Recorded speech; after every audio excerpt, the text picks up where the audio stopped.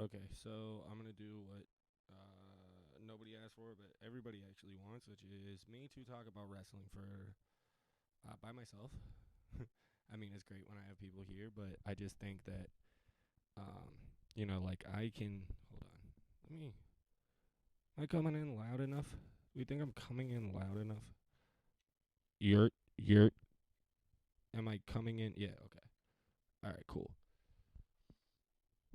So I'm gonna do what nobody asked for, but everybody really wants, and that's me to talk about wrestling. Just kind of go on a rant, or just give some thoughts. I do want to do this more often, and potentially have just watch wrestling with people, get their thoughts on the show. Um, but I guess it's Wrestlemania week, so there's a lot going on, but there's also not a lot going on. I mean, it's just kind of another week. It's Tuesday. It's the Tuesday before the Saturday of day one of WrestleMania. And then there's day two on Sunday. It's going to be 12 hours. Who can't wait for 12 hours of pro wrestling? But no. So I guess I'll just start there. I'll just kind of start with where I think, I'm just going to kind of take a deep dive into the landscape.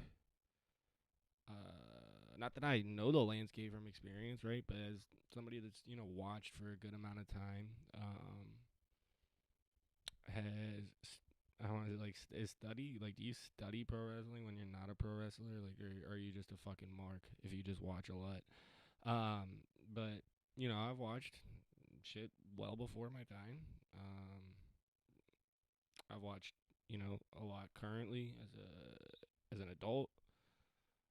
I watched a little bit in my late teen years. Watched as a kid, so I have my fair share of knowing what's what and seeing through a few different eras, and then eras that I wasn't alive for, that I couldn't really get the perception of in real time, but I could give a perception with hindsight. Um,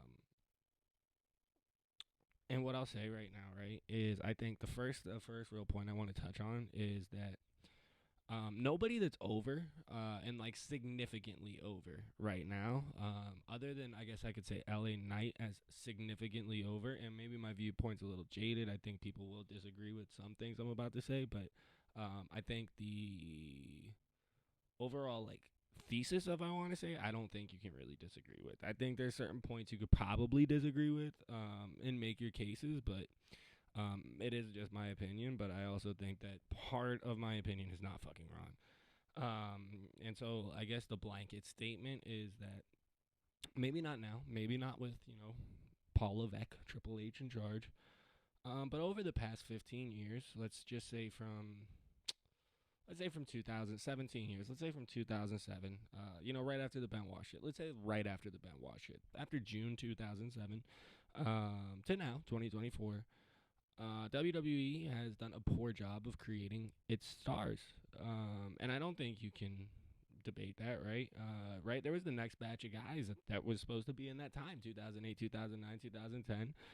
There was a batch of guys that were really coming up to, take that brass ring. Of course, it was Cena and it was Orton's show. Batista was still a big deal. But I think he left in 2010. Undertaker became part time in 2010. So it does become that point where you have to elevate guys to a new spot. You need to make new main event talent. You need to put them in the main event. So we can go over some names, right? Sheamus. I think the disservice was instantly how he got the belt. That I stopped watching right around the time Sheamus came off of ECW. And I'll never forget. I actually had a WWE magazine that came out probably in 2008. And it had the FCW school, and it had a lot of guys in that picture that I think probably are still in the WWE now, but like at that time, probably about 6 to 8 months after that magazine came out, a lot of those guys were on the main roster, so it was kind of cool. Like Ricky Ortiz was in there. Ricky Ortiz is a fucking. You had to have been watching in that dark 2008 period to remember Ricky Ortiz. But no, so like Sheamus, I think him because he won the belt from Cena, right? And it's a table match, and Cena like kind of steps down off the top rope and like puts his foot through a table. Oh man, I just saw the P. I just saw puts his foot through a table. That one was probably a little more digestible. But he puts his foot through the table, and that's how he loses the match. So now it's like, oh, like Cena didn't even really put you over.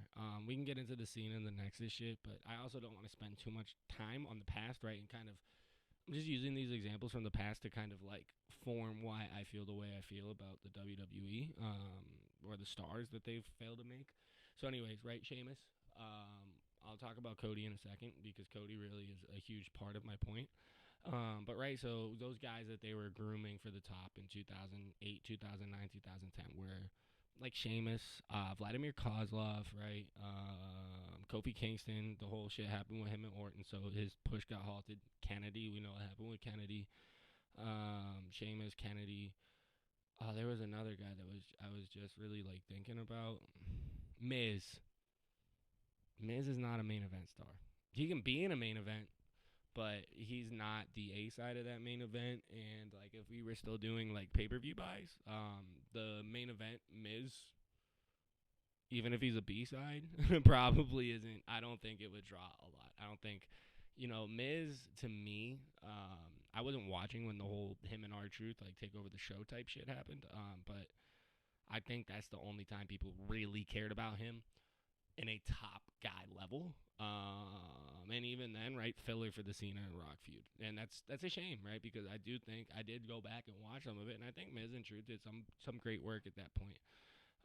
But when you look at guys like that, that get an opportunity, but it's so apparent that they're just kind of used as a placekeeper, transitional champion, whatever you want to call it, right? It's just, it's tough, especially if you like the guys too, right? If you like actually are a fan of that character, that person, that entertainer, like, and you just kind of see, oh man, they really aren't getting the shot, but they're just kind of in the spot for the time being. Definitely, it can be frustrating as a fan. But so here's my point, right? And then we got Cody, right? Cody was never really positioned to be a top guy ever in WWE. Ever in WWE, he was never positioned to be a top guy. He was never a main event talent, right? He was starting to get over. Probably that's like mid 2014 or late 2013, maybe, right? With the whole Brothers Rhodes and Shield feud, right? And that was that people really cared about that one. People liked being able to see Cody and Goldust team up. Dusty was still alive. Dusty be able to, be in the storyline, and the Shield were, they were on a dominant run at that point. They really hadn't lost a 2-on-2 match until they lost to them. But he, even then, right? I think, God, maybe that was 2015. Maybe I'm mistaken. Maybe that was late. Yeah, maybe that was mid 2014, like after WrestleMania 30. No, because anyways, we get what I'm saying here, right, guys? So I'm trying to like really place it. Yeah, it must have been, right, because Sandow wins the briefcase after the Rhodes Scholars break up or whatever, and that leads to Cena getting cashed in on, not losing in the cash in.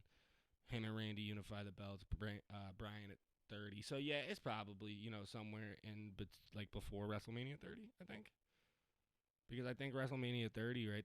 Shield's pretty much baby faces by then. And then I think they do the next pay per view. Like I don't know, wasn't Backlash, then it was Extreme Rules, I think, and that's when or maybe it was Payback. But I just remember, shortly after WrestleMania 30, the Shield did split up because they had the match with Evolution and everything. So, anyways, Cody was not a star. He had to leave, and then he became a star. And then he came over, and he was fucking over because they're like, yo, this guy got to go leave and do what you would never do with him and give him a shot. When you look at Cody, when you look at Punk coming back, right? Punk was a guy who hadn't been around since damn near 10 years, right? He came back in November of 23, left in January of 14, so it was like this. And yeah, he had an AEW run. He had an AEW, and I'll talk about Punk more too, because he did just, that Helwani interview just dropped yesterday. That's why I originally wanted to do this. But I didn't want to like just spend 2 hours talking about a 2-hour interview, and like I really dreaded watching that whole 2-hour interview. But I will get into that, and I will talk about Punk a little bit more too. But my point with Punk, right, is like, yeah, he had the run in AEW, but it's just like, that's another, like, he was helping AEW, but he wasn't by any means, in my opinion, setting the world on fire. Um, and it's just like, they wanted that guy. That guy came back. They're fucking hot for that guy. But, a guy like Drew McIntyre, jobber, when he leaves WWE, goes to TNA. I never really fucking like. I liked Drew Galloway in 2007 when he first started showing up, and I was like, this guy could be the future. And to me, it was always kind of cool to like see the next generation and go, you know what? No, I'm gonna pick that guy. That guy's gonna be a star. That's what I'm saying. That guy's got to be a star. And it never really happened with Drew, but he left. He went to TNA, became their world champion, gets to come back and gets treated like a star. But they weren't able to make Drew McIntyre a star, right? He had to go somewhere else and become a star. So when you look at this whole Rock, Roman, Cody, Seth thing, Rock, dude, I think it was the press conference that they did where like, Cody shows up and he's like, "Fuck you guys, I won the Rumble. So even though I just told you you're taking my spot at WrestleMania, nah, I want it back." Like that whole thing, bro. When Rock's walking around Roman, I'm picking my nose right now, but you guys can't see it. But when you see Roman and Rock together, it's just like, bro, Rock fucking just like consume. Like he looks like what Solo looks like to him. Which Solo next to Roman just looks like a guy, but like even without Rock, Roman just kind of looks like a guy. But when he's next to Rock, oh my God, he seems so insignificant, right? And this is the part I don't think people are gonna agree with. Roman, Seth Rollins, and I love Seth. They're not stars to the mainstream. They're not those crossover stars.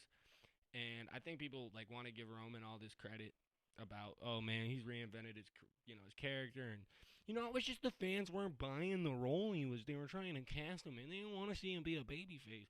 Now I think like literally, right? I think people are kind of got like I think the people that stuck around because I stopped watching WWE in like 2018 or 2019, shortly before AEW came to be a thing, and then I started watching AEW weekly, and I was like, yo, this is the wrestling I want to watch, but we'll get into that.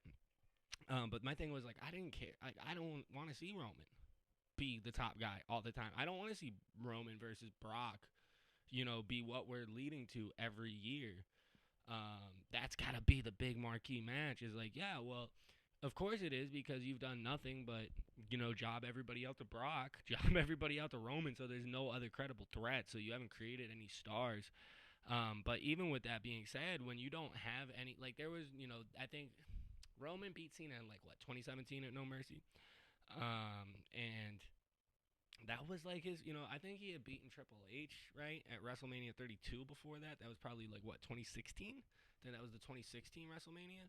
So with that, it's like, bro, nobody gave a fuck about him beating Triple H. Nobody gave him a nobody gave a fuck about him beating The Undertaker at WrestleMania 33, but the night after on that Raw, when he walks out for 10 minutes and he's getting booed, and then Braun, they really like kind of reintroduced the Braun Strowman character now as this solo act, and people were into it. It was so cartoony. It was pro wrestling. He flips him off a stretcher, then he flips the fucking ambulance with him in it. And, I'm not finished with you, and punches him 3 times. It's like, it's some of the best, that to me, that's great pro wrestling. It's just so silly, but it's got this, edge to it because he's flipping a fucking ambulance, but it's also at the same time like, yeah, this guy's flipping a fucking ambulance. And right before he did that, he said, "I'm not finished with you," and then threw 3 working punches. So it's just, I think there was a lot of them getting in their own way because they're just so set on Roman. And so with that being said, right, Roman should have turned heel right there. Braun should have been really treated like a star. Braun could have beaten Brock, and you can't have Roman beat Brock later. Like, it's not going to take, like, you can beat Brock a couple times, like, with a couple different guys, and it's a holy shit moment each time, in my opinion, because, like, Brock has been so heavily protected since ending the streak. And, I mean, I would say since coming back, but Cena and Triple H had to kind of, Hey, we run the place now. You know, you're gonna job to us, and then you go do whatever the fuck you want. But you're gonna job to us and get humbled real quick. But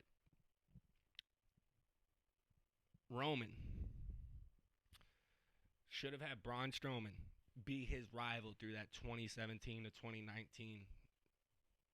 You know what I mean? That whole period, like Roman and Braun. I think Braun, you know, his mic skills aren't great, but like honestly, he didn't need mic skills because he just kind of knew like if I'm high energy and just say a couple words that the people are gonna feel, that's all they need. Where Roman, I don't think Roman's promos have ever gotten any better than they were to begin with. And if because people say, oh, he's gotten so much better as the tribal chief and blah blah blah, it's the same like kind of shit that you would cut as a heel anyway. I don't think he's not reinventing the wheel, and he's not like so. MJF to me is like probably the best promo out right now. Punk's there too. But MJF and Punk have this weird ability where, and it's not, you know, it used to not be a weird ability. Uh, but now it is because everybody's so heavily like scripted and can't talk, that they feel believable with everything that they say because everything that they say does come from them. Roman does not ever feel that way. If Roman was good on promos, they wouldn't feel the need to put him with Heyman. And Roman, he, there's just not the interest to me is not there. I I've seen Roman's runs. I've seen him lose. And it's just something I don't care about because, like, well, one thing I know is they're not done with him. So that if he loses to Cody at Mania, it's not the end of his story, right? They all talk about Cody finishing the story, but Roman's going to continue to just have a stranglehold on the main event scene. And I mean, it is what it is. They make their money with him, but I think there is a big amount of fans that left the show because of him. Um, I'm definitely one of them, bro. And you know, the only reason why I came back to even like remotely following WWE during this period, the build to this Mania, well, really the build to 39 was Sammy coming into the bloodline. I was like, oh, there's a guy that's making these guys break character. That's something I want to see. Um, but like once he left, and then just how convoluted that story became. I mean, I could go into how I would have booked the like Jay versus Roman. You could still have Jimmy run in, but everything would mean so much more if it wasn't just somebody's got to screw him because Roman's got to win. Like, you know what I mean? They're and where they're going with it could have been accomplished in a much more cohesive manner if there was more storytelling. People act like, well, they've been at the, you know, there's the bloodline's been around for 2 years. It's a good story. Like, no, it's just they wanted Roman on top for 2 years, and I'm not surprised. Like, I watched Roman leave the Shield, and I watched his, you know, rise to the top. And I wasn't a fan of it. And it's not that I'm not a fan of his.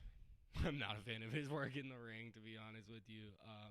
I think the best match he ever had was probably the match against AJ Styles, right? And a big reason why AJ Styles became in so high favor of that is because the reception of that match. And oh shit, if we get Roman some good workers, the crowd will be into it. They might not boo it out the fucking building because that's what was happening. He was getting booed out the fucking building. And I don't think that his heat equals anything to what his heat should equal. I mean, he's not a fucking star. They don't know how to make stars. Guys have to leave that company, go to another place, start another fucking company, do whatever the fuck they need to do to be able to get a shot. People see them, they go, oh man, they're really fucking good. I remember that guy, but he never did anything in the WWE. And they come back as stars. And the WWE goes, we'll take you now. We didn't want to make you a fucking star because we don't know how to do it for the past 17 years. We can say, and honestly, further behind that, but I'll just say from when Benoit died to now, they don't know how to make stars. They know how to make maybe a singular star, but they will also make that singular star regardless of what the reaction or the response is to that person, right? And the one thing WWE is really fucking good at is revisionist history, because they own all of their older competition, so they can tell you, DX is what saved Monday Night Raw. And it's like it's really not. Like, DX was such a big part of the war, and it's like, DX was really just their version of the NWO in a weird way. That was, they had to have responses. And what they'll try to tell you in regards to revisionist history is, Daniel Bryan was always the plan.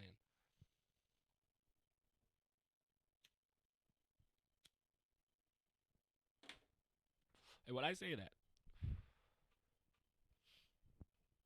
I mean at WrestleMania 30. That was not the case, right? Batista came in at the Rumble. We all remember this. People try to act because of the revisionist history, and this is what I was getting with the Stockholm Syndrome. I kind of went off on a tangent, but I'll bring that back in regards to Roman. But let me stop here for a second. Yeah, so when I record podcasts, I just got to make sure I stop at some point, because if I just try to, like, stop a recording after talking for 45 minutes, it just crashes the system. So I just wanted to make sure I could not just sit here and talk to a laptop and actually have something salvageable at the end. Um, but Roman, where was I going? Fucking Christ, where was I going with this? Where was I going with this?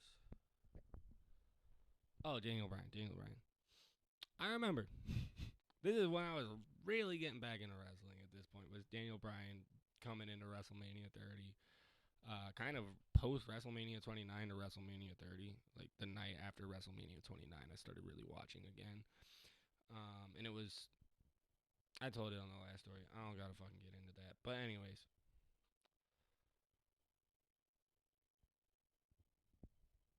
I was reading dirt sheets. Like, I was reading dirt sheets at the time. They try to tell you this was not the plan. But the plan was Batista comes in at the Rumble. Batista's a face. Batista wins the belt. And we go and he puts our belt at all the Comic Cons for the new Marvel movie that he's going to do. That was the plan. The plan was get the WWE Championship more mainstream exposure. And they had to shift. They had to shift because the fans are rejecting everything else they were doing, and going fucking crazy for Daniel Bryan. So they'll try and sit and tell you that was always the plan. Daniel Bryan at WrestleMania 30, we had this whole authority storyline in place, and it's like, no, that would have never. A lot of times things don't go according to plan. A lot of times, and that's fine, right? That's fine. To me, that's a part of it. You got to call audibles. Um, but they try to beat you into submission. Like, after, if you watch enough WWE, they try to beat you into submission on, like, this is what we fucking did and you loved it, and this is why we did this and you never fucking question us about it. And that's how I feel with Roman. Like, people will sit there and be like, Roman, we just didn't buy the role Roman was in. No, it's that, like, we at that point the crowd liked Ambrose more than him. The crowd liked Rollins more than him. The crowd wanted Daniel Bryan to come back. The crowd liked Kevin Owens more than him. The crowd liked Cesaro more than him. There were all these guys that the crowd wanted more than Roman Reigns. Still to this day, don't get me wrong, a lot of those guys, a lot of my favorite wrestlers are in AEW now anyway. Christian's over there. Daniel Bryan's over there. Moxley, Cesaro. Like, I love Cesaro. So, and I also wish that he could do more in AEW, but it's also like he's being utilized. I see him pretty much every week on TV in a store, like, next to a main event talent. And I guess that's what he was doing with Seth and, like, during the COVID, but is, like, also, I don't really know. I've seen a couple things from 2020. Like I said, I started watching wrestling again when Dynamite happened. And then 2020 happened. I watched the first week of the COVID shows with Dynamite. I thought it was like, I was like, if I have no crowd, they did something really cool. And then I was like, oh, this is gonna have to be a weekly thing, though. I can't really get into this. And it wasn't until Christian Cage came back that I started watching again. But right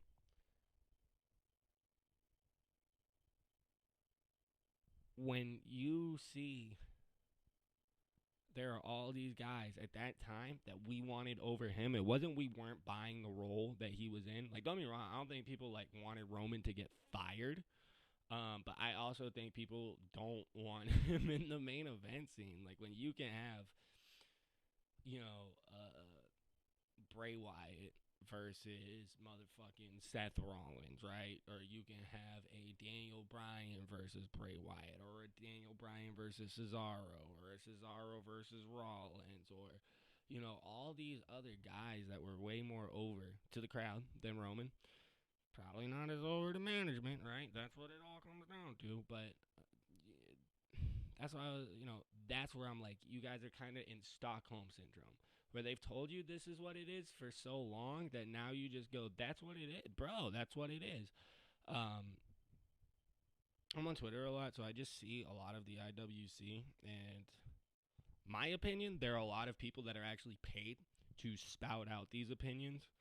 That are their children, because because like, bro, the shit I see on the Roman fan accounts, they're like, bro, he's been champ for 1,000 fucking 200 and something days. He's done this and he's done that. And I'm like, we're like, we don't talk about kayfabe accomplishments, right? Like, I mean, fucking Christ, man. Like, we don't necessarily get like their kayfabe. You know what I mean? Yeah, of course he's a fucking 12 time champion, whatever the fuck, because they wanted him to be champ that many times. So to me, it's your test. Like, your work is the testament to your work is how you get over, and I think Roman's done poorly at getting over. But once again, right? Rock takes his aura. Cody is a star because Cody was not a star in WWE, left, became a star, was over because the people cared about him and he came back. Same thing with Punk. I mean, Punk was a star there, but Punk also, right? Like, similar to Miz. When Punk was the 400, at that point, right, the longest reigning champ in a long time, he rarely main evented. Cena versus Laurinaitis would main event over him and Daniel Bryan. Like, right? It's obviously that he's filler. He's a placeholder. Oh, well, we're getting Rock back for Cena versus Rock too. So yeah, you can hold on to the belt for a while. Like, that's where, to me, um, I think like, don't get me wrong, you gotta do everything you can to make money, but I also think like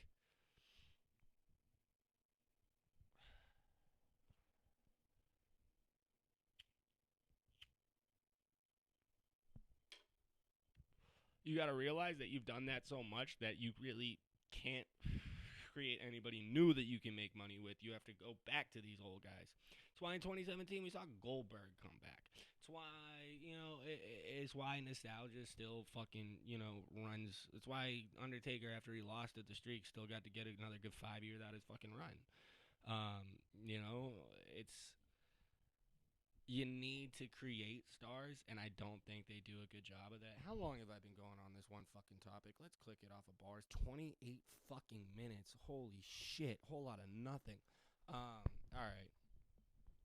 But that's, my main point here is that the biggest stars really are the guys that left and came back and got to go be stars somewhere else and come back, because WWE is incapable of making multiple stars. And they have been that way for a long time. They have been that way for a long time. You can debate me if you think Roman's a mainstream star or not. I don't think he is. I don't think, I don't think somebody said he's more mainstream than Cena was when, like, I was growing up, which is, John Cena had a platinum selling rap album. John Cena was everywhere. Like, I think they have a similar effect, right? Because wrestling, the top guy always gets imitated. There's definitely kids with Roman shirts. I'm not saying that, he sells no merch or anything like that, but I'm just saying, impact wise, star power. I don't think he matches up with a lot of guys. And I think you see that. Like, he is eclipsed by The Rock. It's I'm not a fan. I'm not a fan.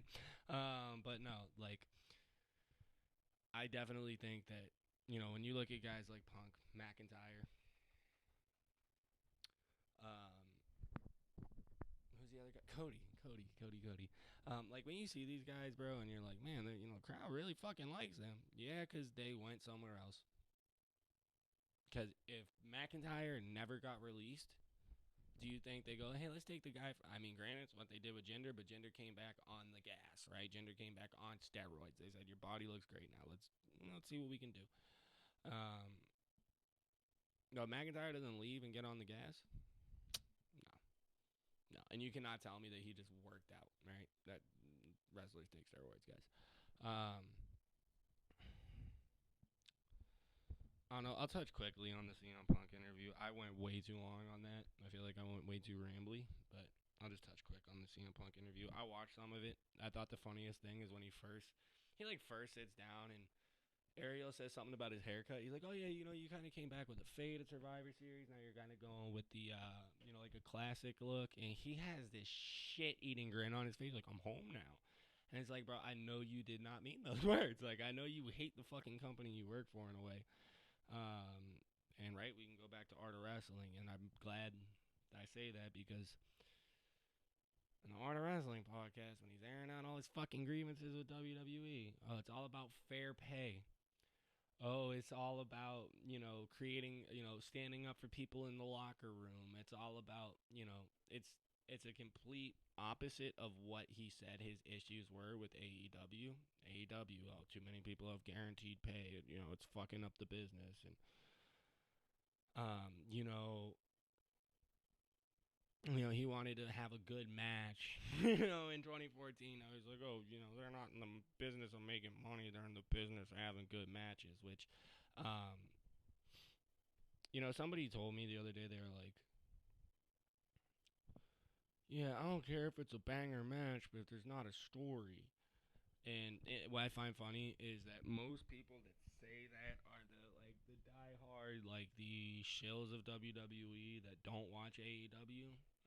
Because I think it's funny because I think AEW's matches actually tell better stories. I think they tell better stories in ring than WWE does. Because I think WWE, they condition you to, right? They condition you to this, right? We get to the match. The match is the end of the story. Everything that takes place before the match is the end of the story, or is the story, and the match is the crescendo. AEW, they can literally start a feud off a match, have another match that tells a story. Something like Danielson and Kingston, right? There's not a lot of backstage segments. It's all told by through commentary when they're in the ring and through what they're doing to each other in the ring of, the whole story of respect and everything. So, I do find it funny that a lot of people that say, um, oh, if it's I don't care if it's a banger match, gotta have a good story. Because a lot of times the matches on WWE don't necessarily have a story. There's a story that predicated this match, but the match itself is just kind of a match. And to me, this is to me. I'm not saying you have to feel this way, but this is to me.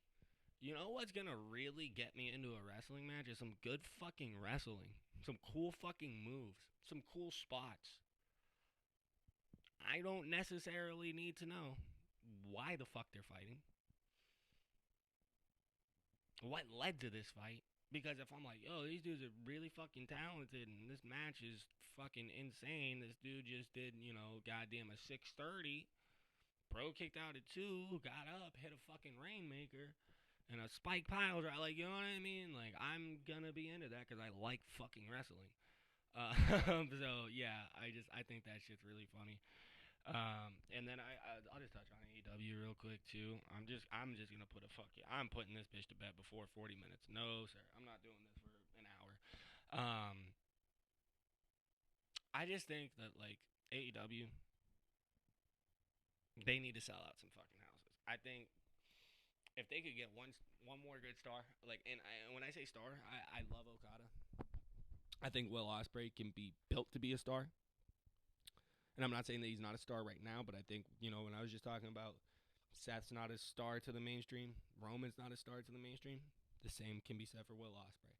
The same can be said for Okada. They're stars. Wrestling fans know who they are. They're big deals to wrestling fans. Um, but to the mainstream audience, right? You've gotta kind of get those familiar people. So I think AEW, and I know it's weird because AEW's whole thing is like, oh, they signed too many people, blah blah blah blah. But I think you just need to sign the right guy. I think it's very interesting. Cena has such a relationship with Warner Bros. Discovery now. Um, I'm not gonna sit here and say I foresee him going to AEW. Never say never in the wrestling industry. Uh, and I wouldn't be surprised if it happened. I'll say that I wouldn't be shocked if it happened. It would make a lot of sense to me. It would be very similar to why Hogan went to WCW when he went to WCW, right? The Turner relationship, the fact that you can get me into movies, and Cena, right? Peacemaker's through Warner Bros. Discovery. Warner Bros. Discovery owns Turner, who broadcasts. Where does AEW get broadcast from?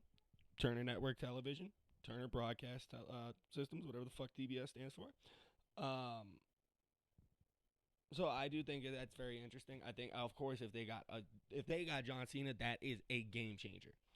No ifs, ands, or buts about it. But I do think that when you get, if they got, let's say, Orton, Seth Rollins,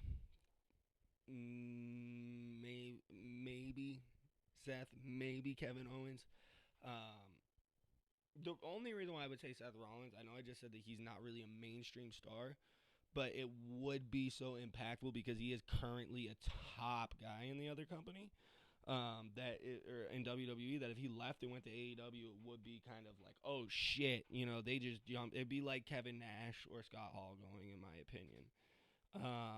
But I think like Cena or Orton, like really, those are the two guys you got to shoot for the fucking stars for. Cena, Orton, you could say McIntyre, but I think McIntyre going right now is no different than just being Drew Galloway in TNA. Like you're just an ex-WWE guy that gets really good treatment because you're an ex-WWE guy.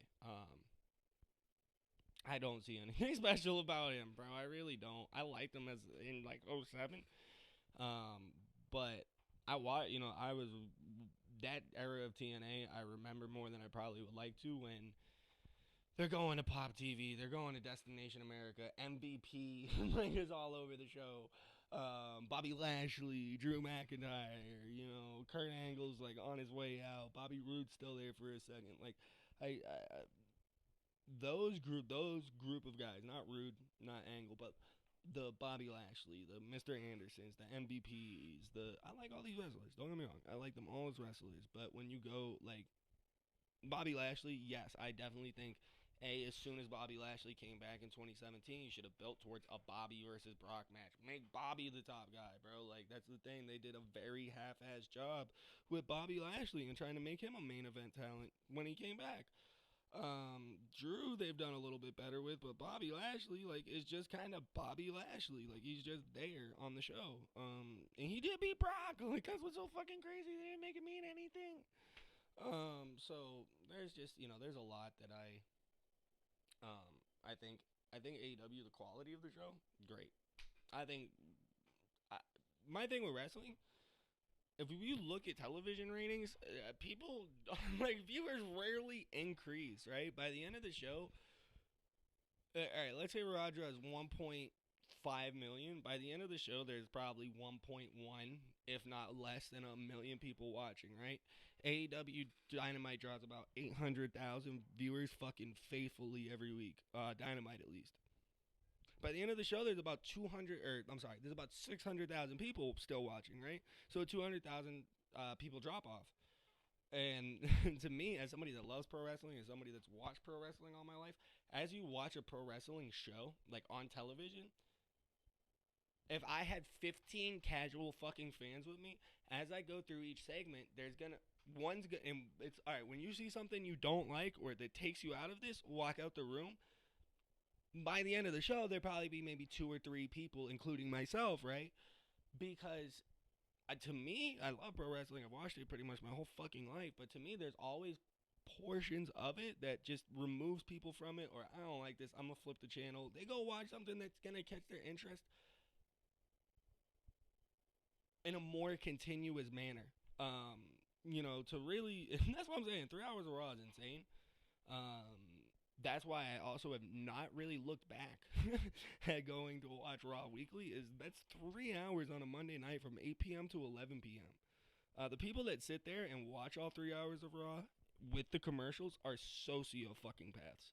I can watch 2 hours of Dynamite. I miss NXT every Wednesday. I miss the black and gold NXT. I think 45. I think 2 hours is a good length. I think 45 minutes is the perfect length. Like an hour long show, 15 minutes of commercials, 45 minutes. Because the thing is, if you have a 45-minute show every week, you don't get the capability to bloat your roster to where guys aren't being utilized. You have to use the stars you have, and you have to tell stories with them because now, they don't get to show up in the second segment of the first hour, in the closing segment of the third. Everybody probably gets a segment a week, right? So I think 45 minutes is fucking perfect. That's always been because it also like makes you go, man, I can't wait till next week. It's just a little bit more digestible. And I fucking you've this is 42 minutes of me talking about wrestling. Of course, I love fucking wrestling, but I also understand it's got to be digestible. I think AEW does a very good job of being digestible. I think sometimes, the TV matches can be a little bit too long, but that's also just the nature of the beast in pro wrestling now. We're not in the attitude era where every match is 3 fucking minutes. And I get it. Like, not every match needs to be 2 segments. There's definitely times I'm watching Dynamite and I'm like, oh shit, they're going to another commercial while this match is on. And I can definitely see how that can be too much when you see that every week on TV because the pay-per-views mean less. I also think AEW should not run 12 fucking pay-per-views a year. I think, right, that's the thing. When you have a shorter show or you have one show a week and you have 4 pay-per-views a year, that allows you to bring more ratings to your show because, all right, well, now this third week of fucking December, it's going to be a special show because, you know what, the last pay-per-view was in August, or the last pay-per-view, let's just not even do a 4-month, like, let's say it's a little bit less. Let's say it's October was the last pay-per-view. Let's say October was the last pay-per-view. Third week of December, we have a special show because we're not going to have a pay-per-view for another 2 months. So now this is the big show. And what I'll tell you this, too, is pro wrestling is not MMA. And what I mean by that is I might skip the 4 fucking fight nights in a month because no belt's on the line, right? I don't really care about any of the main events. Undercards are just guys on the come up. I got better things to do that Saturday. Whatever. But when fucking Alex Pereira comes to defend the light heavyweight belt, I'm going to watch because the belt is on the line. Pro wrestling does not have that fucking does not have that leeway where they can go, well, it's a title match, right? Because at the end of the day, you've got to make them care about that title match. You've got to make them care about the characters. You can, the main event does not have to be a title match, right? If the characters are cared about enough, it can work. But I think that's lost right now. I think AEW obviously appeals to the hardcore fans. WWE obviously tries to go to a broader range, but like they're so focused on getting money, who they know they can get money out of. And we're in a pro wrestling boom. This pro wrestling boom is a lot more mild than 1999's pro wrestling boom. This is not Stone Cold and The Rock, like at all. And even with The Rock back, it's not, right? Because who's The Rock's foil? Roman Reigns, that's a fucking letdown. Cody Rhodes, kind of cool, still a letdown. Seth Rollins, that's just fucking weird because, like, he's a ROH guy. He's a real, like, you know what I mean? He's like an indie guy that turned into, like, their fucking number 2. Shawn Michaels kind of that'd be a cool match, but just a letdown. That doesn't match The Rock's star power. And why that doesn't match, and I'm going to put a bow on it. Watch how I do this.